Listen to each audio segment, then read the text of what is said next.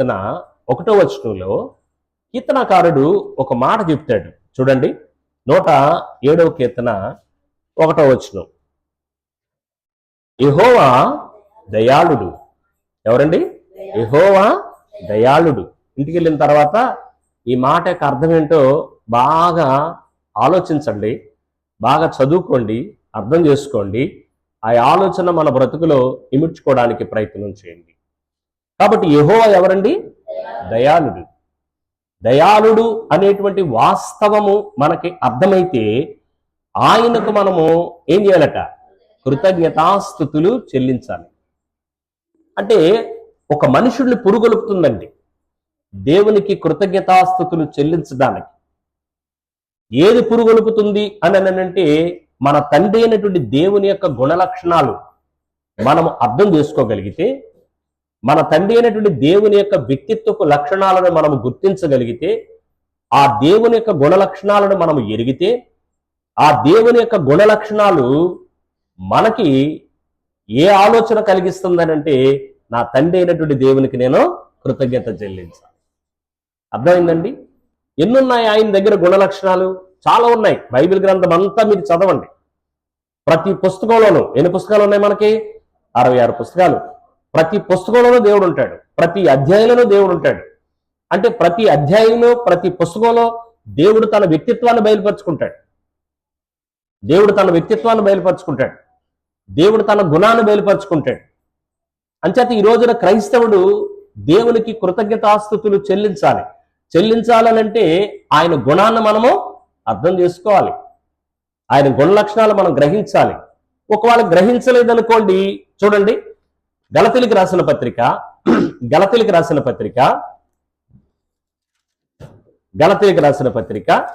చూడండి, జాగ్రత్తగా మనం ఆలోచన చేద్దాం.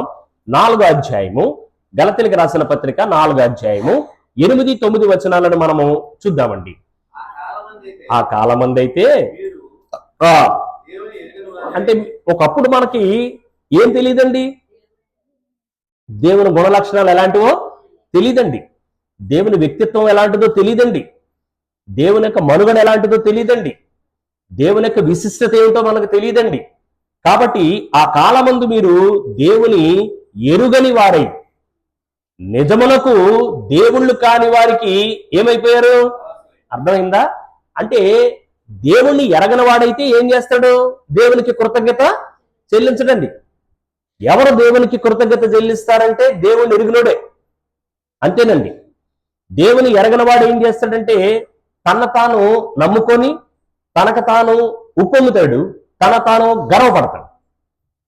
దేవుని ఎరిగినోడు ఏం చేస్తాడండి? కృతజ్ఞత చెల్లిస్తాడు. కృతజ్ఞత ఎవరు చెల్లిస్తారు? ఆధారపడ్డవాడే కృతజ్ఞత చెల్లిస్తాడు.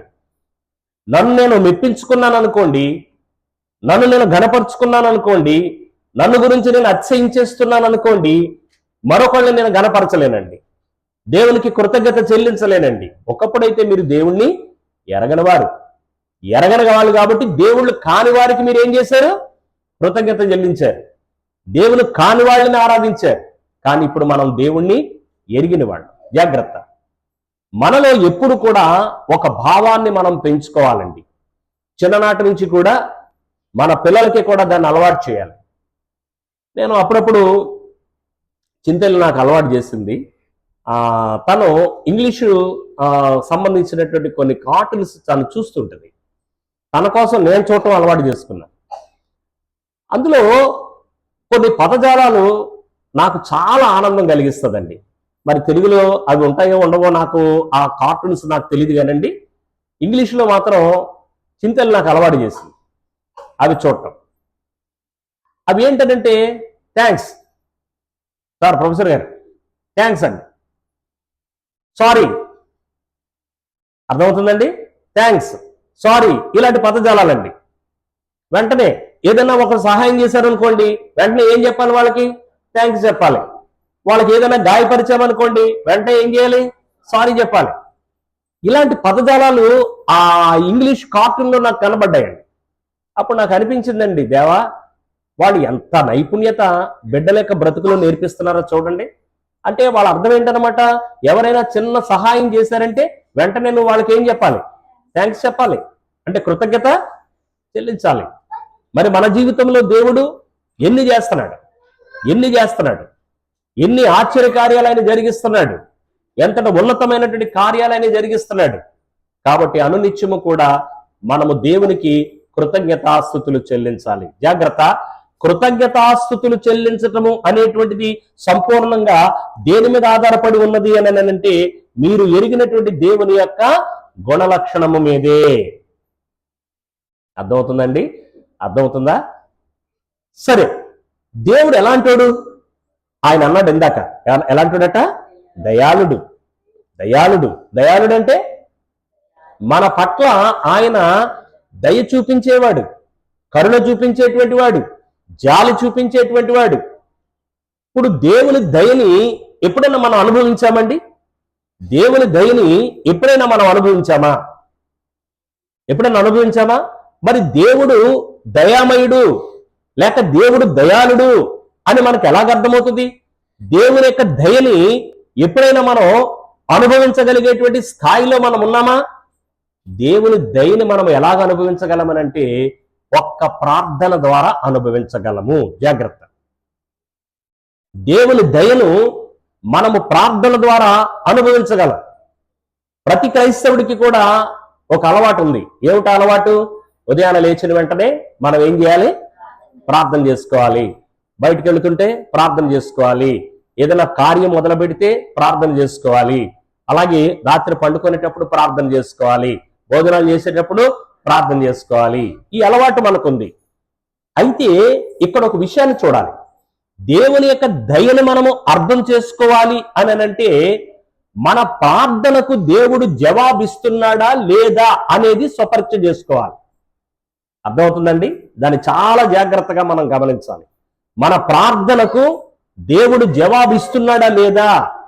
ఒక వాస్తవం ఏంటంటే మనము చేసేటువంటి ప్రార్థన యథార్థమైనదైతే, మనం చేసేటువంటి ప్రార్థన ఆయన చిత్తానుసారమైనదైతే, మనం చేసేటువంటి ప్రార్థన దేవునికి అంగీకారమైనదైతే తప్పనిసరిగా మన ప్రార్థనకు దేవుడు ఏం చేస్తాడు? జవాబిస్తాడు. కాబట్టి మనం ప్రార్థన చేసేయటం అనేటువంటిది గొప్ప సంగతి కాదు.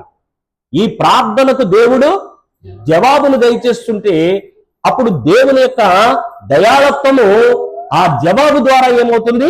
బయలుపరచబడుతుంది. చాలా విషయాల్లో మనం ప్రార్థన చేసుకుంటూ ఉంటాం. ఎన్నో ప్రార్థనలకు మనకి దేవుడి దగ్గర నుంచి జవాబు రాదు. కొన్ని ప్రార్థనలకి ఖచ్చితంగా దేవుడు ఏం చేస్తాడు? జవాబుని ఇస్తాడు. దేవుడు జవాబునిస్తాడు ప్రార్థనలకి. అయితే మనం గమనించవలసినటువంటి వాస్తవం ఏంటంటే ప్రార్థనకి జవాబు దయచేసేటువంటి దేవుడు ఉన్నాడు. అంటే ఆ ప్రార్థనకి దేవుడు జవాబును దయచేసి మీ పట్ల నాకేముంది?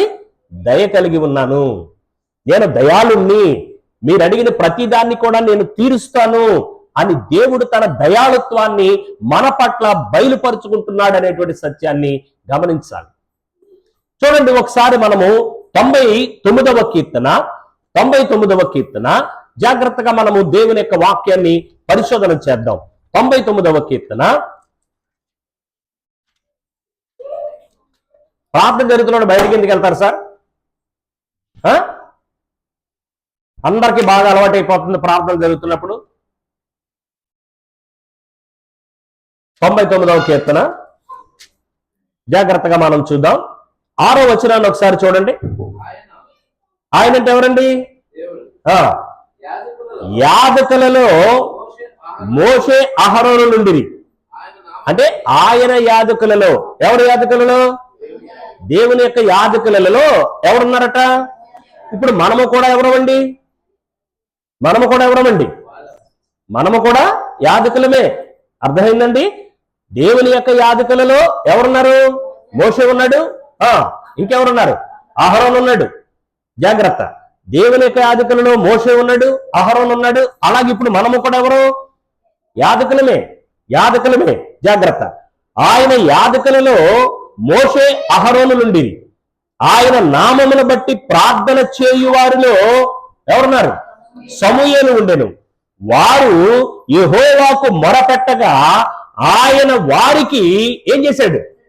అర్థమవుతుందండి? అదేనండి దేవుని దయాళుత్వం అండి. అదే దేవుని దయాళుత్వం అండి. అర్థమైందండి? దేవుడు ఏమన్నాడంటే కూర్చో అన్నాడండి, ఏం చేయాలండి? అంతేనండి. నడు అన్నాడండి, ఏం చేయాలండి? అంతేనండి, నడవటమే. అంచేత ఇక్కడ అర్థం ఏంటనమాట, దేవుడు ఏం చెబితే అది మనం చేయాలి. ఇక్కడ దేవుడు ఏం చేశాడు? యాజకులుగాను మనల్ని నియమించుకున్నాడు. అంటే పాత నిబంధన కాలంలో మోషే యాజకుడిగా కనబడ్డాడు, అలాగే అహరోను యాజకుడిగా కనబడ్డాడు. కాబట్టి వాళ్ళు ఏం చేస్తున్నారనంటే దేవుని యొక్క కార్యాలు చేస్తున్నారు. దేవుడు ఏం చెబితే అది చేస్తున్నారు. అలాగే సమూయేలు కూడా దేవుడు ఏం చెబితే అది చేస్తున్నాడు. అది ఒక బాధ్యతగా వాళ్ళు పెట్టుకున్నారు. జాగ్రత్త సుమ, మన ప్రార్థనకు దేవుడు జవాబు, మన మొర ఒకటి వినాలి, రెండవది దానికి ఏం చేయాలి? ఆయన ఉత్తరం ఇవ్వాలి. అంటే దానికి జవాబు ఆయన ఇవ్వాలి. ఎప్పుడు ఇస్తాడు? మనం ఆయన పనిని చెయ్యాలి. యాజకులుగా ఉన్నటువంటి వీళ్ళు చేస్తున్న పని ఏమిటో తెలుసా? ఏదో ఆదివారం ప్రార్థనకు వెళ్ళటం అనేది అలవాటు చేసుకోలేదు వాళ్ళు. ఏదో అప్పుడప్పుడు బైబిల్ చదవటం అనేటువంటిది అలవాటు చేసుకోలేదు వాళ్ళు. ఏదో అప్పుడప్పుడు ప్రార్థన చేసుకోవటం అనేటువంటిది అలవాటు చేసుకోలేదు వాళ్ళు. మాకు ఎప్పుడు అవకాశం దొరికితే అప్పుడు ఏం చేస్తాం? మేము దేవుని పని చేస్తాం, దేవుని పని చేస్తాం. ఈ రోజున క్రైస్తవులుగా ఎంతమంది మనము అనునిత్యము కూడా నేను దేవుని పని చేయాలి, ఎందుకంటే ఖచ్చితంగా మనల్ని ఏమంటున్నాడు ఆయన? మనము యాజకులము, మనము యాజకులము. యాజకుడు అంటేనే దేవుని పనిని చేసేవాడు. అంటే ఇప్పుడు దేవుని పని చేసేవాడు ఈ భూమి మీద ఎవరన్నమాట? మనమేనండి. మనమే దేవుని యొక్క కార్యాలను చేసేటువంటి వాళ్ళము, మనమే దేవుని యొక్క పనిని చేసేటువంటి వాళ్ళము. కాబట్టి ఇప్పుడు మనం చేయవలసిన పని ఏంటనమాట?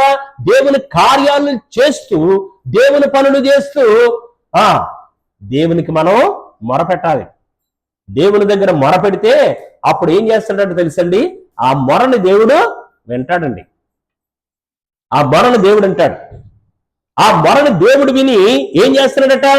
ఆయన వారికి ఏం చేశాడు? జాగ్రత్త. ఈరోజు దేవుని యొక్క దయాళుత్వము ఎలాగూ బయలుపడుతుంది అని అంటే, మనము దేవుని యొక్క కార్యాలు చేసేటువంటి వ్యక్తులుగా ఉంటే జాలి పడతాడండి మన మీద. ఏం పడతాడు? నేను చెప్పిన పనులన్నీ మీరు చేస్తున్నారు అనుకోండి, మీ మీద కోపం వస్తుందా? నాకు జాలి వస్తుందా? అర్థమవుతుందండి? నేను చెప్పిన పనులన్నీ చేస్తే, నేను చెప్పిన ఏ పని చేయట్లేదండి, మీరు ఏమొస్తుంది? ఎవరికండి? ఎవరికైనా సరే. అర్థమైందండి? ఎవరికైనా సరే ఏమొస్తుంది? కోపం. కాబట్టి ఇప్పుడు దేవుడు ఏం చేశాడు? మనల్ని దేవుని పనులు చేసేటువంటి వ్యక్తులుగా ఆయన ఏర్పాటు చేసుకున్నాడు. దేవుని పనులు చేసేటువంటి వాడుగా నియమించుకున్నాడు ఆయన. కాబట్టి దేవుని పనులు చేసేవాడుగా నియమించుకున్నాడు. కాబట్టి ఆయన పనులు మనం చేసుకుంటూ మనం దేవుడి దగ్గరికి వెళ్ళి, దేవా నాకు పలానది కావాలి అని అడిగాం. అప్పుడు ఏం చేస్తున్నాడండి ఆయన? అంటే ఇక్కడ ఒక లాజిక్ మనం అర్థం చేసుకోవాలి. ఇప్పుడు దేవుడు మన మొర విని మనకు జవాబును దయచేయాలంటే కండిషన్ ఏంటి? ఏమండి? అది ఆయన పని చేయాలండి. ఏం చేయాలండి? ఆయన పని చేయాలండి. మనం ఆయన పనులు చేయకుండా, ఆయన కార్యకలాపాలలో మనం ఉండకుండా, మనం ఏదో మొక్కుబడిగా అప్పుడప్పుడు ప్రార్థన చేసుకుంటే ఆ ప్రార్థన దేవుడు వింటాడా? ఆ ప్రార్థనకు దేవుడు జవాబు దయచేస్తాడా? ఆ ప్రార్థనలో దేవుని యొక్క దయాళుత్వాన్ని కనుపరుస్తాడా దేవుడు? అప్పుడు మనం చాలా సందర్భాల్లో దేవుడు దయగలవాడు, ఎందుకు చేయడు అని మనం ఆయన డిఫెన్స్ చేయడానికి అవకాశం లేదండి. కాబట్టి ఇక్కడ మనం ఎలాగ ఆలోచించాలనంటే, మనము మొట్టమొదట ఒక అలవాటు చేసుకోవాలి.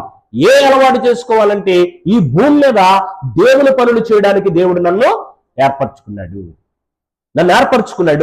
కాబట్టి దేవునికి ఉన్నటువంటి ఏ పనైనా చెయ్యాలనంటే ఎవరు చేయాలి? మనమే చేయాలి. ఇంకెవరు కూడా చేయడానికి అవకాశం లేదు. ఇంకొకరి ద్వారా జరిగించుకోవాలని చెప్పి మాత్రమైనా ఆలోచించడం లేదు, మన ద్వారానే. ఎందుకో తెలుసండి, ఆయన పనులు చేస్తూ ఆయనని మనం అడిగితే వెంటనే మన మనవిని ఆయన ఏం చేస్తాడు? ఆలకిస్తాడు. ఆలకించడం మాత్రమే కాదు, దానికి ఆయన ఏం చేస్తాడండి? అందులో దేవుని యొక్క దయాళుత్వం బయలుపడుతుందండి. అంటే నా బిడ్డలు నా పనులు చేస్తున్నారు, నా కార్యాలలో వాళ్ళు నిమగ్నమయ్యారు, తమ జీవితములను సమర్పించేసుకున్నారు. సజీవ యాగముగా మీ శరీరములను ఆయనకు సమర్పించుకునుడని దేవుని వాత్సల్యమును బట్టి మిమ్మల్ని బతిమాలుకొనుచున్నాను, ఇట్టి సేవ మీకు యుక్తమైంది అంటాడు. రోమిలికి రాసిన పత్రిక 12:1-2 అంటే అర్థం ఏంటనమాట? మనము దేవుని సేవ చేయాలి. ఎవరు దేవుని సేవ చేయాలి? సువార్థికుడే దేవుని సేవ చేయాలి. తప్పుడు బోధండి, సాతానుడు బోధండి అది. దేవుని పని ఎవరు చేయాలని అంటే ప్రతి క్రైస్తవుడు చేయాలి. ఎందుకు చేయాలని అంటే నేను ప్రార్థన చేసినప్పుడు నా మొరని దేవుడు వినడానికి ఒకటి, రెండోది దానికి దేవుడు ఏం చేయాలి? చేస్తున్నాడా? దేవుడు జవాబు జై చేయటం లేదు అని అంటే సమస్య దేవుడిదా మందా? ఎప్పుడు దేవుడిది అవదండి. ఎప్పుడు దేవుడిది సమస్య అవదు. ఎవరిది సమస్య? మనదే సమస్య. అర్థమవుతుందా? కాబట్టి ఎంత ఉన్నతంగా ఈ కీర్తనాకారుడు మనకు వివరిస్తున్నాడు అని అంటే అక్కడ దేవుని సేవ చేసేటువంటి యాజకులు ఉన్నారు. కాబట్టి వాళ్ళందరూ దేవునికి పరిచర్య చేస్తున్నారు. పరిచర్య చేస్తూ దేవునికి మొరపెడుతున్నారు. అప్పుడు దేవుడు ఆ మొరను ఆలకిస్తున్నాడు. వెంటనే జవాబుని దయచేస్తున్నాడు. ప్రియమైన సహోదరులారా, మన జీవితంలో ఎలాంటి కార్యాన్నైనా సరే దేవుడు నెరవేరుస్తాడండి. నెరవేర్చుటకు ఆయన ఎవరండి? సమర్థుడు. సమర్థుడు. అర్థమవుతుందండి? మీరు అడుగు వాటన్నిటికంటే, ఊహించు వాటన్నిటికంటే కూడా అత్యధికముగా చేయ శక్తి గలవాడు. ఎంత శక్తి ఉందో మీకు విషయం తెలుసా? దావీదు అంటాడండి, దేవుని యొక్క శక్తిని గురించి ఆయన మాట్లాడుతూ, ఇట్టి తెలివి నాకు అందదో అది అగోచరం అన్నాడు. అంటే అర్థం ఏంటన్నమాట? 139 కీర్తన 7వ వచనంలో నాకు అందదు అంటాడు. అంటే దేవుని యొక్క శక్తిని మనం అందుకునేటువంటి పరిస్థితులలో లేదండి. అంతటి ఉన్నతమైనటువంటి స్థాయిలో దేవుడు తన శక్తిని మనకు ఉపయోగించి మన ప్రార్థన విని మన అవసరతలను ఆయన తీరుస్తాడు. అయితే మనం చేయవలసిన పని ఏంటి? దేవుని పనుల్లో దయతో నిమగ్నం అవ్వండి. నేను దేవుని పని చేయను, బ్రదర్ గారు నా కొరకు ప్రార్థన చేయండి, సిస్టర్ గారు నా కొరకు ప్రార్థన చేయండి, సహోదరులారా మీరు నా కొరకు ప్రార్థన చేయండి. కాదండి, కాదండి. మీరు ప్రార్థన చేసుకుంటే, ప్రతి ఒక్కరూ ప్రార్థన చేసుకుంటే వారి ప్రార్థనలన్నిటినీ దేవుడు ఆలకిస్తాడు. ఆయన. అయితే ఆయన ఆలకించాలని అంటే మనమందరము కూడా అనుదినము కూడా ఆయన పరిచర్య చేసిన వారమై ఉండాలి. మీ మనస్సాక్షికి పండుకునేటప్పుడు జవాబు చెప్పాలి. ఏమని జవాబు చెప్పాలి? ఈ వేళ నా దేవుడి కొరకు నేను చేసిన పని ఏంటి? ఏం పని చేశాను నా దేవుడి కొరకు? ఏ పరిచర్య చేశాను? ఎందుకు పరిచర్య చేయాలి? మన మనవి దేవుడు వినడానికి, విని రెండోది ఏం చేయాలి? జవాబును దయచేయడానికి. అర్థమవుతుందా? కాబట్టి ఈ మూడు ఒకదానికొకటి కనెక్షన్స్ ఉన్నాయి. మనం దేవుని యొక్క పరిచర్య చేయాలి, మనం ప్రార్థన చేస్తే దేవుడు వింటాడు, విన్న వెంటనే కూడా ఆయన ఏం చేస్తాడు? జవాబును దయచేస్తాడు. ఎలాంటి అద్భుత కార్యాలైనా సరే మన బ్రతుకులలో దేవుడు జరిగిస్తాడు. మనం దేవుడు అడుగుతున్న వాటిని ఎందుకు జరిగించటం లేదు? దేవుడు ఎందుకు జరిగించటం లేదు? ఎందుకు జరిగించటం లేదు? యేసుప్రభు ఒక ప్రార్థన చేశాడు. యేసుప్రభు ఒక ప్రార్థన చేశాడు, తండ్రి నీ చిత్తమైతే ఈ గిన్నె నా యొద్ద నుండి తొలగించు అన్నాడు. నీ చిత్తమైతే తొలగించాడా? తొలగించడు అనే సంఘటన ఎవరికి తెలుసు? యేసుప్రభుకు తెలుసు. తొలగించకూడదు అనే సంఘటన కూడా యేసుప్రభుకు తెలుసు. అర్థమైందండి? దేవుడు తొలగించడం అనేది తెలుసు, అది తొలగించకూడదు అనేటువంటి సంఘటన కూడా తెలుసు. ఖచ్చితంగా ఆ గిన్నెని ఆయన అనుభవించవలసిందే, మోయవలసిందే అనేటువంటి విషయం కూడా ఆయనకి తెలుసు. మరి ఎందుకు అడిగాడు ఆయన? బాధ తట్టుకోలేకపోయాడు.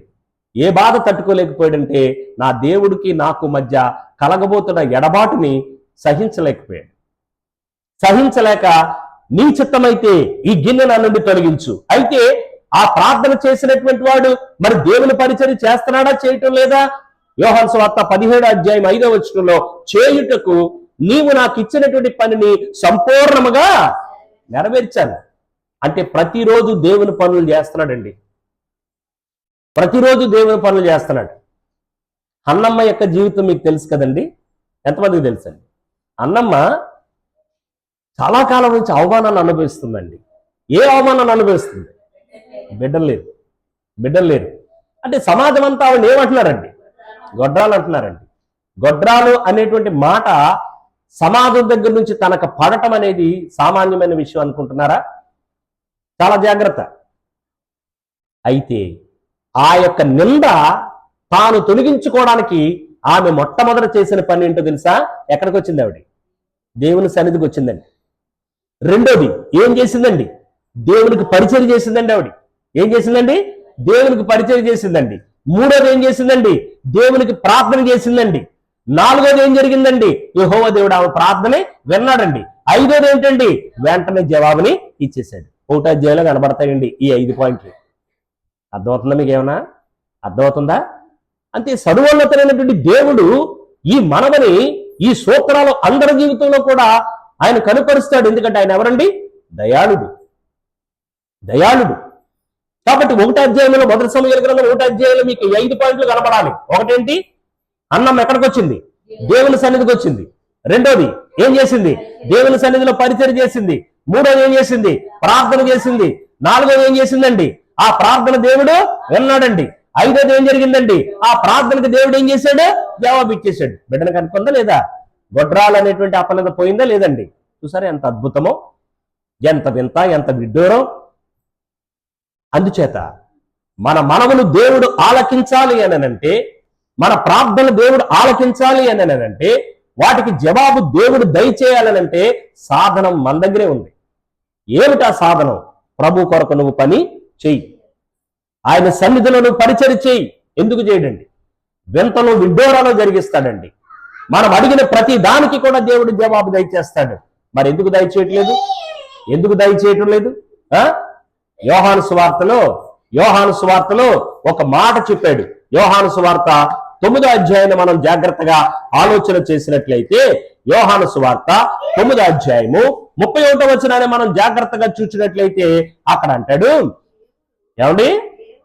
దేవుడు పాపుల మనవి ఆలకింపడని. సూత్రం ఏంటండి? ఇప్పుడు పాపంతో బ్రతికేవాడు దేవుని సన్నిధిలో పరిచయం చేస్తాడా? అప్పుడు అతను ఏమనుకుంటాడు?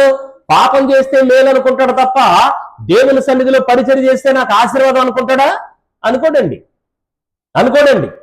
కాబట్టి దేవుని సన్నిధిలో పరిచయం చేస్తే నాకు మేలు అని ఎవరు అనుకుంటారు? ఆ కింద చెప్తున్నాడు చూడండి, ఎవడైనను దైవభక్తుడై ఉండి తన ఆయన చిత్తము చొప్పున జరిగించిన యెడల ఆయన వాని మనవిని ఏం చేస్తాడు? అది దేవుని సన్నిధిలో పరిచర్య ఎవరు చేస్తారండి? ఆయనంటే భక్తి ఉన్నవాడే. భక్తి లేనివాడు దేవుని సన్నిధిలో పరిచర్య చేయడండి. భక్తి లేనివాడు దేవుని సన్నిధిలో పరిచర్య చేయడండి.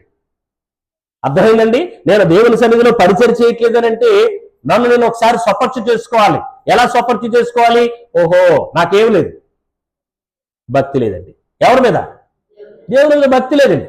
దేవుని మీద భక్తి ఉన్నవాడు ఏం చేస్తాడు? ఆయనకి పరిచయం చేస్తాడు. ఆయనకి దాసుడైపోతాడు. ఎవరికి? దేవుడికి దాసుడైపోతాడు. అంటే ఇక దేవుడు ఏం చెప్తే అది చేస్తాడంతే. దేవుడు ఏం చెప్తే అది చేస్తాడు. పాతల మందల కాలం నుంచి విశ్వాసాన్ని మీరు గమనించండి. వాడు మొరలు దేవుడు ఆలకిస్తున్నాడు. వాడు ఏం చెబితే అది చేస్తున్నాడు దేవుడు, అంతే. కారణం ఏంటో తెలుసా? దేవుడు వారికి ఏం పని చెప్తే ఆ పని వాళ్ళు చేశారు. వారి గురించి అసలు నోవాహుకి ఏమైనా తెలుసా అండి? ఎప్పుడైనా తెలుసా అసలు? మేనేజర్ గారు ఏమైనా తెలుసండి? బాగానే ఉంటారండి, మీరేం కంగారు పడక్కర్లేదు, మీరు హ్యాపీగా ఉండండి. ఏం తెలుసండి అసలు వాడ గురించి తెలియదండి ఆయనకి. వర్షం గురించి తెలుసండి పోయిన ఆయనకి? తెలియదండి. వర్షం పట్టం తెలియదండి ఆయనకి. అలాంటి తోటి దగ్గరికి వెళ్ళి నువ్వు వాడ కట్టవయ్యా అన్నాడు. ఎంతమందికి? ప్రపంచంలో ఎంతమంది ఉన్నారో అంతమంది పట్టడానికి. 8 మంది కోసం కాదండి. జంతువులు పట్టాలి, పురుగులు పట్టాలి, అన్ని పట్టాలి, మనుషులు పట్టాలి, అందరూ పట్టేంత వాడ ఎంతకాలం కట్టాడు అండి? ఎంతకాలం అండి? 100 సంవత్సరాలు. అంటే ఎంత పెద్దవాడు కట్టుంటాడో ఆయన చూడండి. అంటే దేవుని పని చేశాడా చేయలేదా? ఓ మాట చెప్పనా? వాడ కట్టమని ప్రొఫెసర్ గారు ఎవరికి చెప్పారండి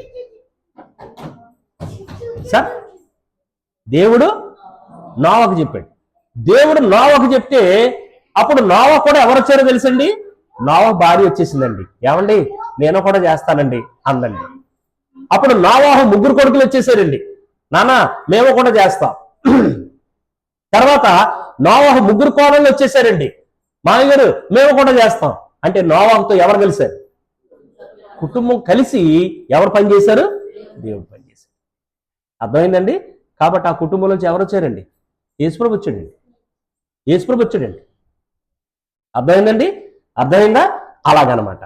అలాగ కాబట్టి కుటుంబం అంతా కలిసి ఏం చేశారంటే మేము దేవుని పరిచయం చేస్తామంటే, మేము దేవుని పరిచయం చేస్తామంటే, కుటుంబాలలో వంతులేసుకునే వాళ్ళు ఉంటారండి దేవుని పరిచయం చేయడానికి. జీవితాలలో వంతులేసుకునే వారు ఉంటారండి దేవుని పరిచయం చేయడానికి. దేవుని పని చేయడానికి వంతులేసుకున్న వాళ్ళ యొక్క మనవిని దేవుడు వినడు. అంటే తనని నిర్లక్ష్యం చేశామన్నమాట. దేవుని పని మనం చేయటం లేదంటే, దేవుని నిర్లక్ష్యం చేసేవాడి యొక్క ప్రార్థనలు దేవుడు ఎందుకు వింటాడు? అలాంటి వాళ్ళకి ఎందుకు దేవుడు జవాబు చెప్తాడు? అంచేత దేవుని యొక్క పరిచర్య చేయాలి. మనం దేవుని పరిచర్య చేస్తుంటే, మనం ఆయన అడుగుతుంటే ఖచ్చితంగా ఆయన వింటున్నాడు. ఆయన ఖచ్చితంగా మనకి ఏం చేస్తున్నాడు? జవాబు దయచేస్తున్నాడు. 118వ కీర్తన, 118వ కీర్తన ఒకసారి చూడండి. 118వ కీర్తన 5వ వచనాన్ని ఒకసారి మనం జాగ్రత్తగా చూద్దామండి. ఏమండి? ఇరుకునందుండి నేను యెహోవాకు, ఇరుకునందుండి యెహోవాకు మొరపెట్టడం ఏంటి? ఇబ్బందులు ఉన్నాయి, కష్టాలున్నాయి, బాధలున్నాయి, శోధనలున్నాయి. ఎవరన్నా మొరపెడతారా? ఎవరు జ్ఞాపకం వస్తారు కష్టాలుంటే? దేవుడండి. ఏమండి జ్ఞాపకం వస్తాడండి దేవుడు? రాడు కదండి, రాడు కదండి. మీరు కూర్చోండి, ఓకేనండి. థ్యాంక్ యూ అండి. అంచేత కష్టాలలో, ఇబ్బందులలో, శ్రమలలో ఏమండి క్రీస్తు ప్రేమ నుండి ఎవడైనా నన్ను ఎడబాపగలడా? ఎడబాపలేడు. మరి ఈ రోజున ఇక్కడ పరిస్థితి ఎలా ఉంది? ఇరుకునందుండి నేను యెహోవాకు ఏం చేశాను? మొరపెట్టుకుని విశాల స్థలమందు యెహోవా నాకు. దేవునికి స్తోత్రం. ఎంత గొప్ప మాట. ఎవరైనా దీన్ని అనుభవించారా? ఎవరైనా దీన్ని అనుభవించారా? క్రైస్తవుడిగా దీన్ని అనుభవించాలి.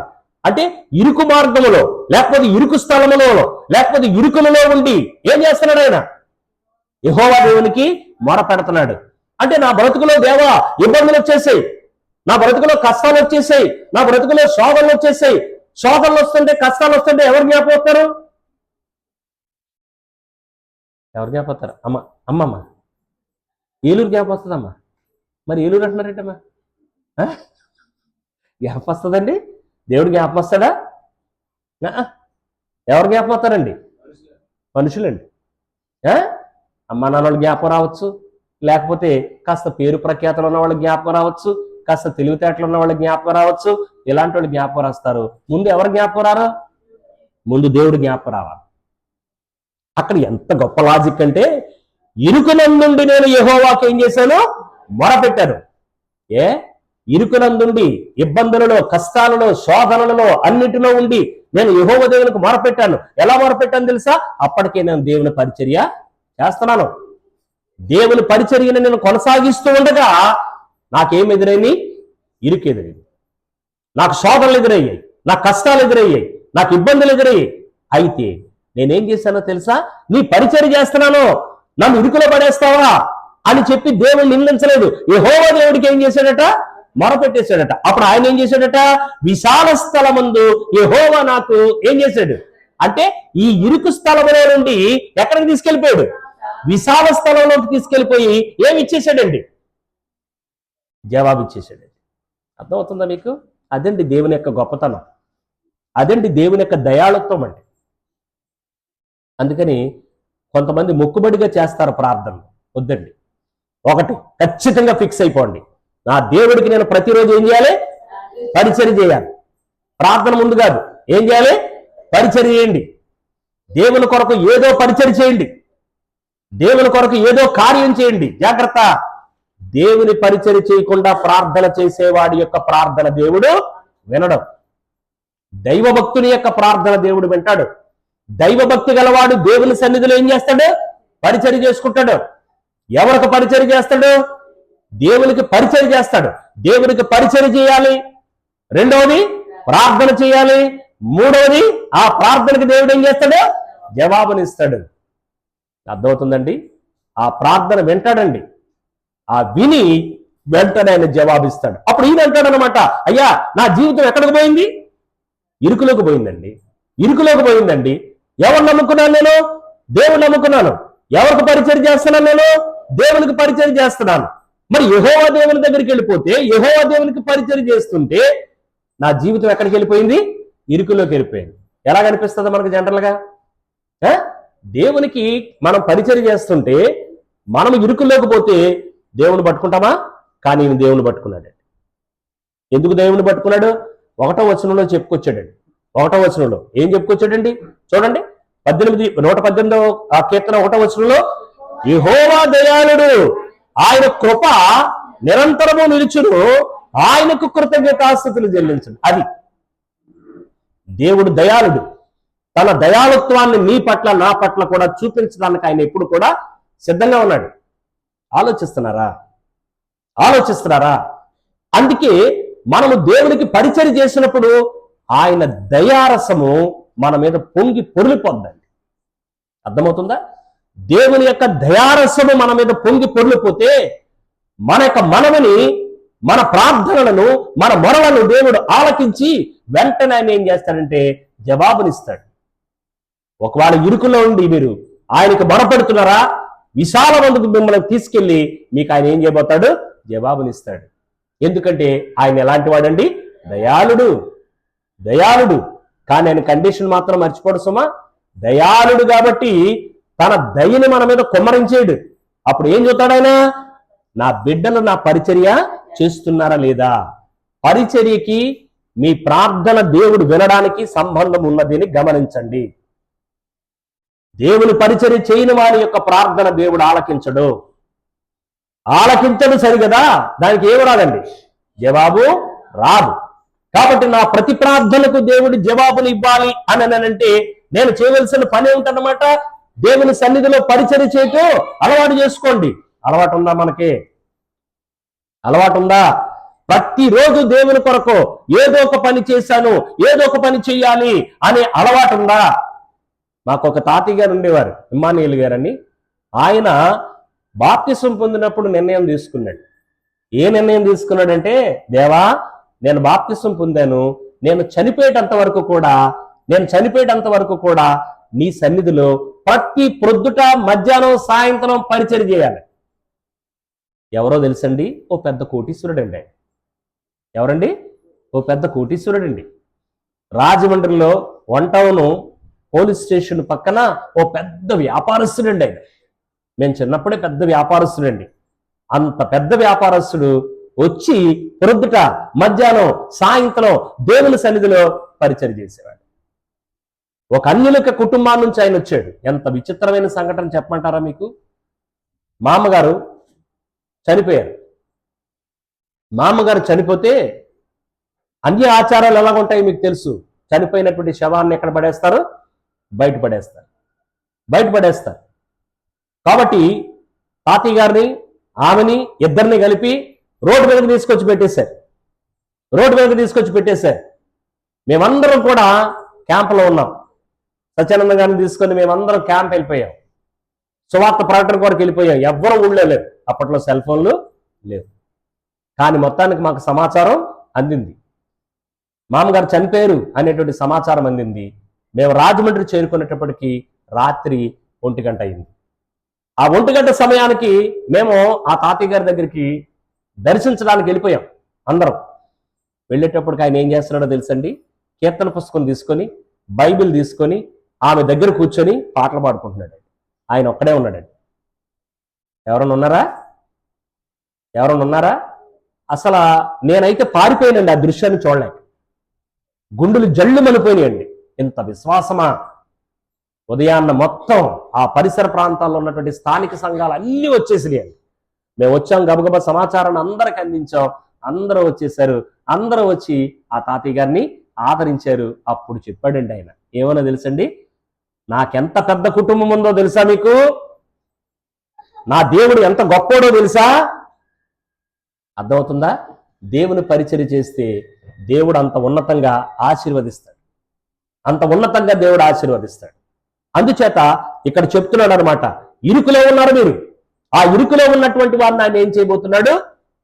విశాలమైనటువంటి మార్గాన్ని తీసుకొచ్చి మీ ఇరుకుకు సంబంధించిన జవాబుని దేవుడు దయచేస్తున్నాడు అనేటువంటి సత్యాన్ని గమనించండి. 138వ కీర్తన 138వ కీర్తన 3వ వచనాన్ని ఒకసారి మనం జాగ్రత్తగా చూద్దామండి. నేను మొరపెట్టిన దినమున ఏం చేశాడండి ఆయన? ఆ రోజే. ఏ రోజండి? ఈ వేళ నేను మొరపెడితే ఏ రోజు జవాబిచ్చాడు? ఆ రోజే. ఆ రోజే దేవుడు జవాబిచ్చాడు. ఎంతమంది ఈ జవాబుని ఆ రోజే చూస్తున్నారు? ఎంతమంది అండి? ఎంత కాన్ఫిడెన్స్ చూడండి ఇక్కడ. నేను మొరపెట్టిన దినమున నీవు, నేను మొరపెట్టినంటే నేనెవరు?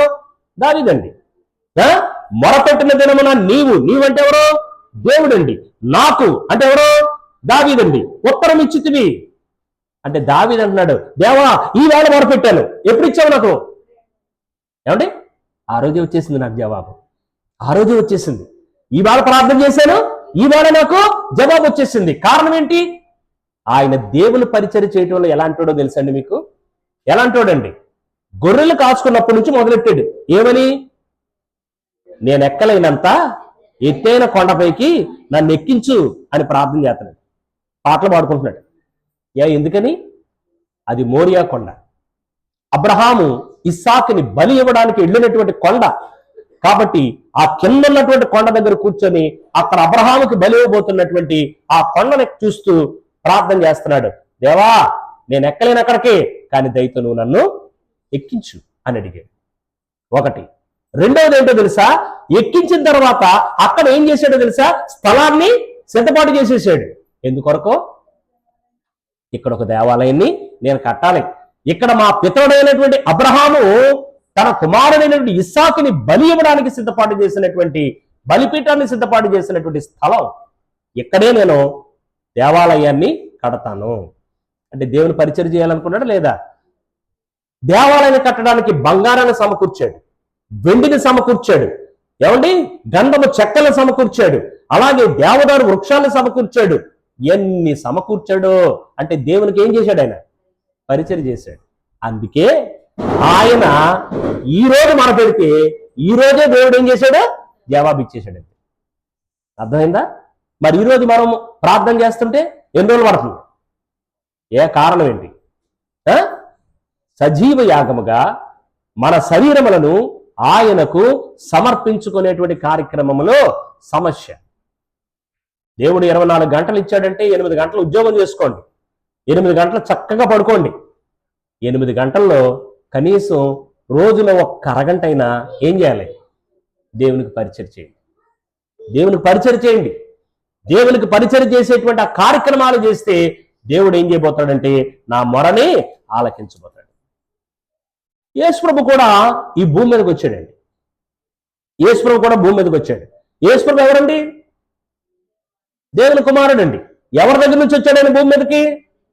ఏమండి? తండ్రి దగ్గర నుంచి వచ్చాడు. యేసుప్రభు కూడా ఒక శైలిని అనుసరించాడండి భూమి మీద. ఆయన బ్రతికినప్పుడు, ఈ భూమి మీద నివసించినప్పుడు, ఆయన శరీరంలో బ్రతికినప్పుడు ఆయన ఒక శైలిని, ఎవరి శైలిని వెంబడించాడనంటే తండ్రి యొక్క శైలిని వెంబడించాడు. చూడండి, ఒకసారి ఒక 2 వచనాలు చదువుదాం. యోహాను సువార్త 4వ అధ్యాయము. 4వ అధ్యాయంలో ఎవరితో మాట్లాడుతున్నారు? 4వ అధ్యాయంలో యేసుప్రభు మాట్లాడుతున్నాడు. ఎవరితో మాట్లాడుతున్నాడు? సమరయ స్త్రీతో. ఎవరితోనండి? సమరయ స్త్రీతో మాట్లాడుతున్నాడండి. సమరయ స్త్రీతో మాట్లాడుతున్నటువంటి సందర్భంలో చూడండి 10వ వచనాన్ని ఒకసారి చూడండి. అంటే సమరయ స్త్రీతో ఎవరు మాట్లాడుతున్నారు? యేసుప్రభు మాట్లాడుతున్నాడండి. చూడండి, ఆయన అంటాడు, అందుకు యేసు నీవు దేవుని వరమును నాకు దాహములకిమ్మని నిన్ను అడుగుచున్నవాడెవడో. అంటే ఈ సమరయ స్త్రీ యేసుప్రభుని అడిగిందట. ఏమడిగిందండి? దేవుని వరమును నాకేం చేయాలి? ఇచ్చేయి. దేవుని వరాన్ని నాకు ఇచ్చేయి అడిగిందట. ఎవరండి? సమరయ స్త్రీ. సమరయ స్త్రీ అంటే దేవుని జనాంగమా? దేవుని జనాంగము కానివాళ్ళ? దేవుని జనాంగము కానివాడు. దేవుని జనాంగము కానటువంటి వ్యక్తి వచ్చి యేసు ప్రభు దగ్గర అంటుంది, అయ్యా దేవుని వరాన్ని నాకు ఇచ్చేసింది. అప్పుడు ఆయన అంటాడు, అందుకు యేసు, నీవు దేవుని వరమును ఏమండి నాకు దాహమునకిమ్మని నిన్ను అడుగుచున్నవాడెవడో అది ఎరిగి ఉంటే నీవు ఆయనను అడుగుదువు, ఆయన నీకు జీవజలం ఇచ్చునని. అంటే మనవి చేసింది ఎవరో? సమరయ స్త్రీ. ఎవరిని జవాబిచ్చాడా? యేసుప్రభు జవాబిచ్చాడా లేదా? ఒకటి, యేసుక్రీస్తు విన్నాడండి. యేసుక్రీస్తు విన్నాడు. ఎందుకో తెలుసండి? ఆమెలో అద్భుతమైనటువంటి ఆసక్తి ఉంది. అర్థమైందా? అద్భుతమైనటువంటి ఆసక్తి ఉంది. కనిపెట్టాడు ఆసక్తిని. ప్రపంచానికి ఒక మహత్తరమైనటువంటి పాఠాన్ని బోధించడానికే ఆ రోజు ఆ ఊర్లోకి ప్రయాణం వెళ్ళవలసిన పరిస్థితి ఏర్పడింది. అక్కడికి ప్రయాణం వెళ్ళవలసిన పరిస్థితి ఏర్పడింది. కాబట్టి ఆమె అడుగుతున్నటువంటి దానికి వెంటనే యేసుప్రభు ఏం చేశాడు? అమ్మా, నువ్వు నన్ను అడిగావు, నేనేం చేయబోతున్నాను? నీకు జీవజలము ఇచ్చేస్తాను. ఏమిటండి జీవజలం? నువ్వు అడిగింది ఏంటో తెలుసా? నీళ్లు అడిగావు. మా ప్రజలు ఇక్కడికి వచ్చి నీళ్లు పట్టుకెళ్ళలేకపోతున్నారు, కాబట్టి నీ దగ్గర ఎప్పుడు తప్పుకోనన్నటువంటి నీళ్లు ఉన్నాయని చెప్పావు కదా, ఆ నీళ్లు మాకు ఇచ్చేసాయి. అప్పుడు ఈయనేమంటాడు? నేను జీవజలాన్ని ఇస్తానన్నాడు. జీవజలం అంటే పరిశుద్ధాత్ముడండి. జీవజలం అంటే అర్థం ఏంటండి? పరిశుద్ధాత్ముడండి. పరిశుద్ధాత్మని ఇచ్చేస్తాను అంటే యేసుప్రభుని అడిగితే యేసుప్రభు కూడా వెంటనే ఏం చేశాడు? జవాబు దయచేశాడా? జవాబు దయచేయలేదా? వెంటనే 14వ వచనం చూడండి. 14వ వచనం, నేనిచ్చు నీళ్లు త్రాగువాడు ఎప్పుడునూ దప్పికొనడు, నేను వానికి ఇచ్చు నీళ్లు నిత్య జీవములకి వానిలో ఊరడి నీటి బొగ్గగా ఉండునని ఆమెతో. అర్థమవుతుందా? అంటే యేసు ప్రభు చేసినటువంటి సహాయము, యేసు ఆమెకి ఇచ్చినటువంటి ఈ జవాబు ఎంతకాలం ఉంటది? ఎంతకాలం ఉంటది? నీళ్లు నిత్య జీవములకి వారిలో ఊరడి నీటి బుగ్గగా. అర్థమైందండి? అంటే ఆమె బతుకున్నంత కాలం ఉపయోగపడుతుంది ఆ ఆశీర్వాదం, ఆమె చనిపోయిన తర్వాత కూడా ఉపయోగపడుతుంది. చూసారా యేసుప్రభు ఎంత గొప్పడో? అయితే అడిగేటప్పుడు కరెక్ట్గా అడగాలండి. ఇప్పుడు సమరయిస్తే కరెక్ట్గా అడిగిందంటారా లేదా? అప్పుడు ఆయన ఒక మాట చెప్పేశాడు. ఏమన్నాడు? నేను పరిశుద్ధాత్మని ఇచ్చేస్తానమ్మా, నీకు పరిశుద్ధాత్మని దేవుణ్ణి ఇచ్చేస్తానన్నాడు. రెండోది ఏమన్నాడు తెలుసా? పొరపాట్లో కూడా పరిశుద్ధాత్మని నీ దగ్గర నుంచి వెళ్ళడం. ఈ భూమి మీద నువ్వు అన్నంతకాలం నీతో ఉంటాడు. నువ్వు పరలోకానికి వచ్చేస్తే పరలోకంలో కూడా నీతో పాటు ఉంటాడు. అది ఆయన చెప్పాలనుకున్నటువంటి మహత్కరమైనటువంటి సంఘటన. అంటే యేసు ప్రభు కూడా చేసినటువంటి పని ఏమిటనంటే, మనము చేసినటువంటి ప్రతి మనవికి కూడా ఆయన జవాబు. సమరయ స్త్రీ అడిగిన దానికి వెంటనే ఆయన జవాబు దయచేశాడనంటే కారణం ఏంటో తెలుసా? ఆమె దగ్గర ఉన్నటువంటి జీల్, ఎంతటి ఉన్నతమైనటువంటి ఆసక్తి తనలో కనుగొన్నాడో చూడండి. కనుక క్రైస్తవులుగా బ్రతుకుతున్న మనము దేవుని యొక్క దయాళుత్వము మన జీవితాలలో దేవుడు కనుపరచాలి అని అంటే మనం అలవాటు చేసుకోవలసింది ఏంటంటే, నెంబర్ 1, దేవునికి మనం ఏం చేయాలి? పరిచర్య చేస్తున్నామా? దేవునికి పరిచర్య. రాజమండ్రిలో మాకు జాన్ పీటర్ గారని ఒక ఆయన ఉండేవారు. ఆయన బిఎస్ఎన్ఎల్ డిపార్ట్మెంట్లో పనిచేసేవారు. అప్పుడు టెలిఫోన్స్ అనేవారు, తర్వాత బిఎస్ఎన్ఎల్ అన్నారు. టెలిఫోన్ డిపార్ట్మెంట్లో పనిచేసేవారు జాన్ విక్టర్ గారు. ఒకసారి మేమందరం కూడా ఆయన్ని దర్శించడానికి వెళ్ళాం.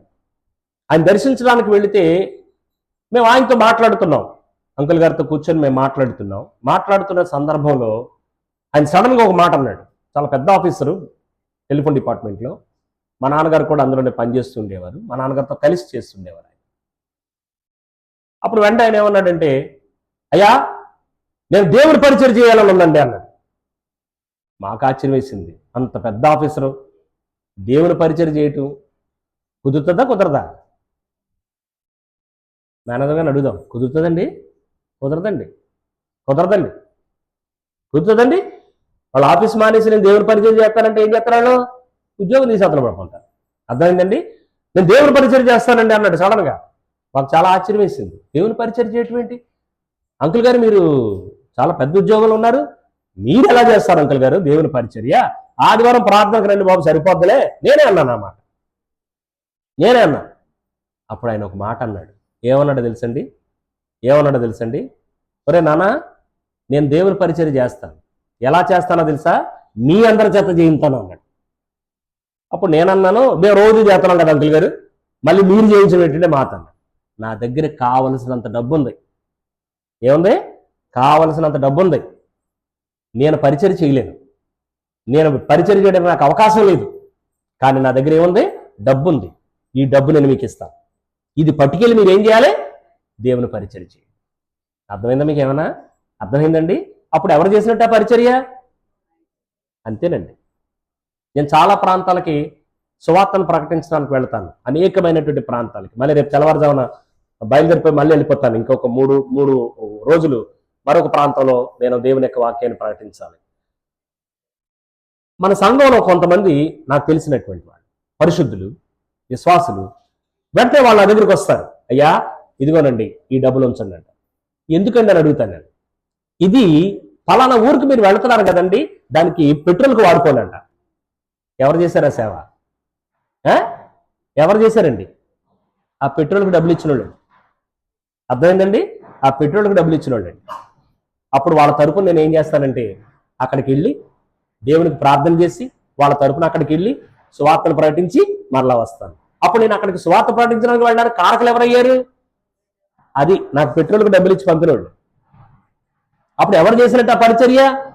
అర్థమైందండి? నా పని ఏంటంటే సువార్త ప్రకటించడమే.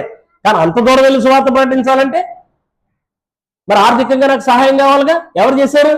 అలాగనమాట మనం దేవుని పరిచయం చేయండి. అందుకని క్రైస్తవులుగా మనము దేవుని యొక్క దయాళత్వాన్ని మన జీవితాల్లో అనుభవించాలనంటే నంబర్ 1 ఏం చేయాలండి? దేవుని పరిచర్య చేయండి.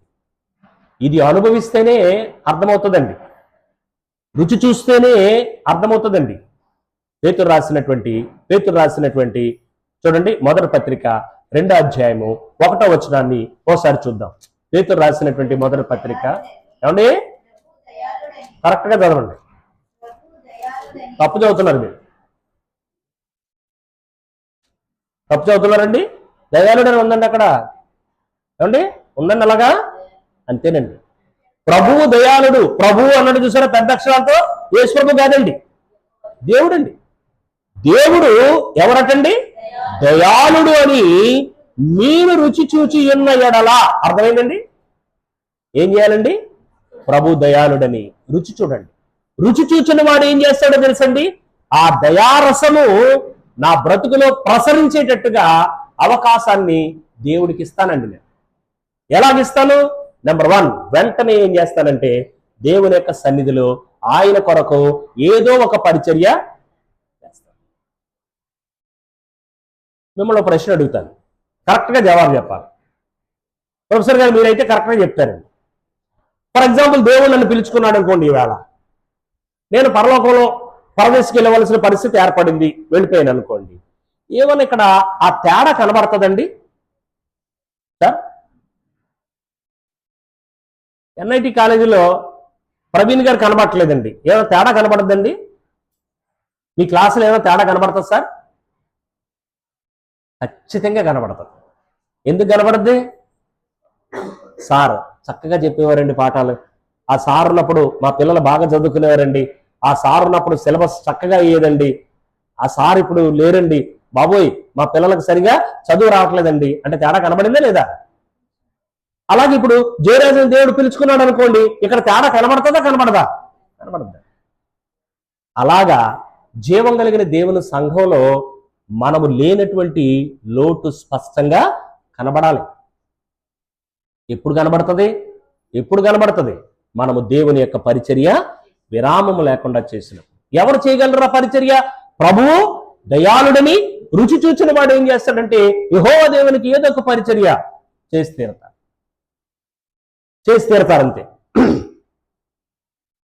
మనుషులను మెప్పించడానికి పరిచర్య చేయకండి, మనుషులకు కనబడాలని పరిచర్య చేయకండి, వేషధారణ కొరకు పరిచర్య చేయకండి, తండ్రిని మెప్పించడానికి పరిచర్య చేయండి.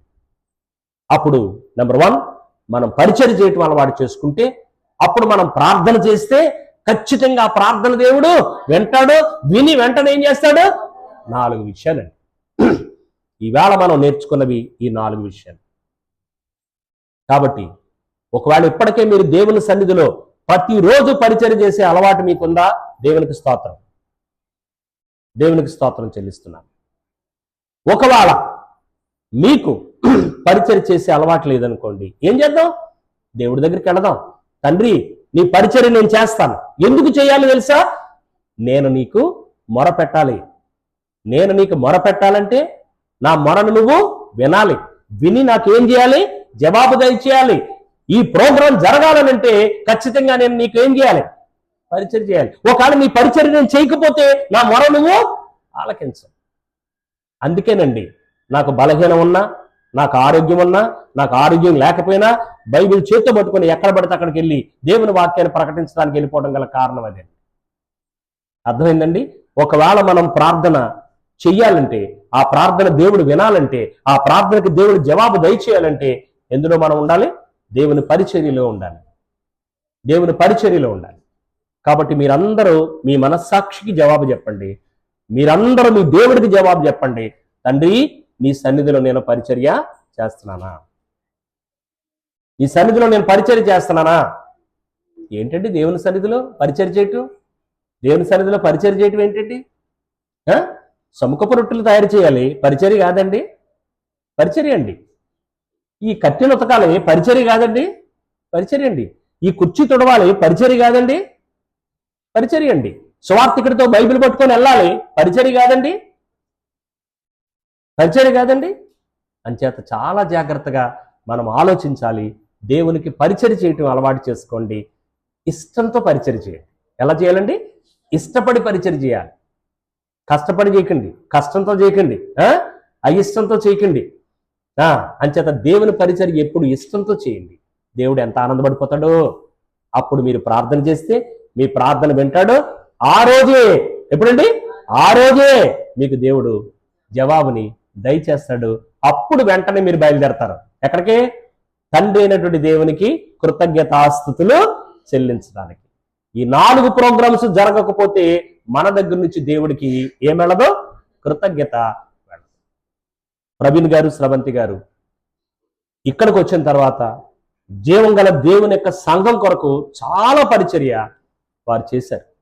అందులో ఏమాత్రం కూడా సందేహం లేదు. దేవుని కార్యాలు చేయటంలో, దేవుని పరిచర్య చేయటంలో ఎప్పుడు నన్ను స్రవంతి గారు ఒక్కటే కోరతారండి, అంకులు ప్రార్థన చేయండి, నేను దేవుని పరిచర్యలో ఎక్కువగా నేను కొనసాగాలి, సండే స్కూల్ డెవలప్మెంట్లో ఉండాలి, నేను యవనస్తుల యొక్క క్లాసుల్లో నేను డెవలప్ చేయాలి, బైబిల్ కాలేజీ విషయంలో నేను డెవలప్మెంట్ చేయాలి, దేవుని పరిచర్యలో మేము ముందుకు వెళ్ళాలి, నేను, నా భర్త, నా బిడ్డ దేవుని పరిచర్యలో మేము ముందుకు ఉండాలి. ఎంత అద్భుతకరమైన ఆలోచన. ఏదో ఆదివారం మొక్కుబడిగా వచ్చి మనం వెళ్ళిపోదాం అనుకునే క్రైస్తవ్యంగా ఉండకండి. కాబట్టి వాళ్ళు దేవుని పరిచర్య అద్భుతంగా చేశారు. అందుకే స్రవంతి గారులు చిన్ననాటి నుంచి కూడా నాకు తెలిసినటువంటి వారు. ఇంకోటి ఏంటంటే, స్రవంతి గారు కేవలం మాకు ఆత్మ సంబంధమైనటువంటి బంధమే కాదు, వారితో నాకు శరీర సంబంధమైనటువంటి బంధం ఉంది. శరీర సంబంధమైన బంధం ఉంది. చిన్నప్పటి నుంచి కూడా నాకు తెలుసు. చిన్ననాటి నుంచి కూడా వాళ్ళు గంతులు వేసుకుంటూ దేవుని సన్నిధిలో వాళ్ళ చదువులు కానీ, వాళ్ళ చేసిన పరిచర్య కానీ సూపర్ అన్నమాట.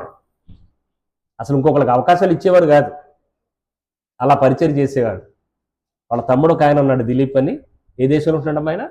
భారతదేశమేనమ్మా? మన భారతదేశమేనా? భారతదేశం. ఎక్కడండి? ఎక్కడన్నా? బిలాస్పూర్ అటండి. ఎక్కడుందో అక్కడ ఉంటున్నాడటండి ఆయన. అసలు ఎంత పరిచర్య చేసేవారో తెలుసండి వాళ్ళు దేవుని సన్నిధిలో. ఎంత అద్భుతమైన పరిచర్య చేసేవారు. అందుకే దేవుడు ఆశీర్వదించాడండి. అందుకే దేవుడు ఆశీర్వదించారండి. చాలా ఉన్నతంగా ఆశీర్వదించారండి. అంచేత దేవుడు వారి మొన విన్నాడు, వారి ప్రార్థనలకు జవాబిచ్చాడు, వారికి కావలసిన అవసరతలు తీర్చాడు, దేవుడు వారిని ఘనపరిచాడు. అలాగే మనల్ని కూడా దేవుడు ఘనపరచాలి. అంటే చిన్ననాటి నుంచి మన బిడ్డలకి అలవాటు చేయాలి. ఇప్పుడు ఆరాధ్య ఏం చేయాలండి? వాళ్ళ అమ్మగారి డ్యూటీ, వాళ్ళ నాన్నగారి డ్యూటీ తీసుకోవాలి. ఏంటో డ్యూటీ? పరిచర్య, పరిచర్య, పరిచర్య. నిన్న నేను రాఘవాపురం అని చాలా ఇంటీరియర్ ప్లేస్ అండి, అది అంటే ట్రైబల్ ఏరియా. అది చాలా కష్టంగా ఉంటుంది అక్కడికి వెళ్ళటం. మీకు ఆ ప్రాంతానికి నేను దేవుని వాక్యాన్ని ప్రకటించడానికి వెళ్ళినప్పుడు 2 రోజుల్లో ఓ తల్లిని నేను గమనించానండి. బిడ్డ ఆరాధ్య అంత ఉంటుంది. ఆ తల్లి ఆ 2 రోజులు ఏం చేసిందో తెలుసండి, చర్చ్ బిల్డింగ్లో ప్రోగ్రాం జరుగుతుంటే తీసుకొచ్చి చీపురు కట్టించి చర్చ్ బిల్డింగ్ తుడిపించడం నేర్పించిందండి. ఎవరికండి? నేను స్టేజ్ మీద నాకు కుర్చీ వేశారు, నేను అక్కడ కూర్చొని గమనిస్తున్నానండి. మధ్యాహ్నం సువార్థికులు కలిసి సువార్థికులు లెసన్ చెప్పమన్నారు. నేను సువార్థికులకి లెసన్ చెప్తూ ఇక్కడ గమనిస్తున్నానండి. ఈ పాపని ఆ తల్లి తీసుకొచ్చి ఆ బిడ్డకి చీపురు కట్టించి ఇలా తొడవాలి అని నేర్పిస్తుందండి తల్లి. మంచిదా చెడ్డదండి? బా, నాకెంత ఆనందం. ఇంటి దగ్గర నేర్పకూడదా? ఇల్లు తొడవకూడదండి? ఎంత సార్ మాస్టర్ గారు, తొడవకూడదండి? ఏమండి మరి ఇక్కడికి ఎందుకు? దేవుని సన్నిధిని తొడవాలి అనేది నేర్పించిందండి. అర్థమైందండి? ఎంత ఆనందం వేసేసిందో నాకు, ఎంత ఆనందం వేసిందో, చాలా ఆనందం వేసేసిందండి. దేవుని చిత్తం అయితే అంటే నేను ఆ పాపను కలుసుకొని అభినందించడానికి నాకు టైం కుదరలేదు, చాలా టైట్ అయిపోయింది టైము. కాబట్టి మరలా దేవుని చిత్తమై అక్కడికి వెళితే ఆ బిడ్డను అభినందించాలండి. ఎందుకంటే చిన్ననాటి నుంచి దేవుని పరిచర్య అలవాటు చేయడం. అన్నమ్మ ఏం చేసిందండి? ఎప్పటి నుంచి? చిన్నప్పటి నుంచి దైవజనుడికి పరిచర్య చేయాలి, దేవుని సన్నిధిలో పరిచర్య చేయాలి. ఎక్కడికి వెళ్ళిపోయింది అది? 12 గోత్రాలకు నాయకుడిని చేసేసిందండి. ఎవరిని? సమూయేలునండి. ఎంత ఆశీర్వాదం చూడండి. అది నేర్పండి పిల్లలకి, అది మనం నేర్చుకుందాం, దేవుని కృపలో మనం వర్ధిల్లుదాం. కాబట్టి ప్రవీణ్ గారు చాలా జాగ్రత్తగా దేవుని వాక్యాన్ని ఆలోచిస్తారు. మరి చక్కగా దేవుని వాక్యాన్ని ఎరిగినటువంటి వారు, సత్యాన్ని ఎరిగినటువంటి వారు, దేవుని కృపలో వారు బలపడినటువంటి వారు, వారిరువురిని ప్రేమించి దేవుడు చక్కని బిడ్డను అనుగ్రహించాడు. మరి ఇంకా దేవుడు అనేకమైనటువంటి ఆశీర్వాదాలు, దీవెనలు ఆ బిడ్డ యొక్క జీవితంలో అనుగ్రహించాలని మనం ప్రార్థన చేద్దాం. ఇంకా దేవుని యొక్క సన్నిధిలో వారు బలపడాలని ప్రార్థన చేద్దాం. దేవుని యొక్క కృప వారి పట్ల అపరిమితంగా కుమ్మరించబడాలని ప్రార్థన చేద్దాం. దేవుడు తన కృపని, తన కనికిరాన్ని, తన ఆదరణని వారి కుటుంబాలకి మెండుగా దయచేస్తాడు. మరి ఎక్కువైన కృతజ్ఞతా భావంతో జీవిస్తూ దేవుని మెప్పిస్తూ బ్రతకాలని ప్రభు పేరట వారిని హెచ్చరిస్తూ, నన్ను నేను హెచ్చరించుకుంటూ, మిమ్మల్ని అందరినీ హెచ్చరిస్తూ వాక్యాన్ని ముగిస్తున్నాను. అందరికీ వందనాలండి. వందనాలు.